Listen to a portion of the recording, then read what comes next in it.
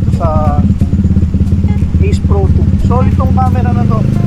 Kita nyo naman, naka-action settings ako.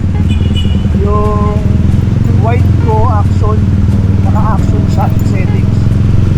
Solid, diba? Kitang-kita yung motor ko. Kitang-kita to. Ganda, tapos yung mga ilaw talagang kitang-kita sa video. Tapos naka-on yung iLog ko. So ako na lang magko-color grade nito mamaya pag in-upload ko yung video. Ayos to, solid. Di sayang yung pera. So follow for more dito sa TikTok account ko, yung Instagram account ko. Active ako dyan. Follow nyo ako. Gusto nyo makakita ng mga video, makapanood ng mga video na walang kwenta. Follow nyo ako. Susunod, meron na tayong content. Babalik, workout na ako ulit.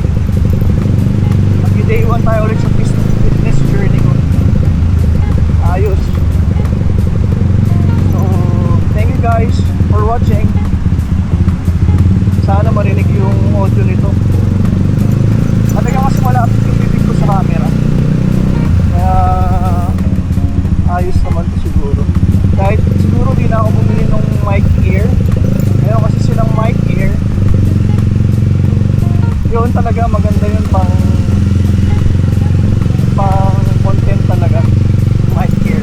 Talagang boom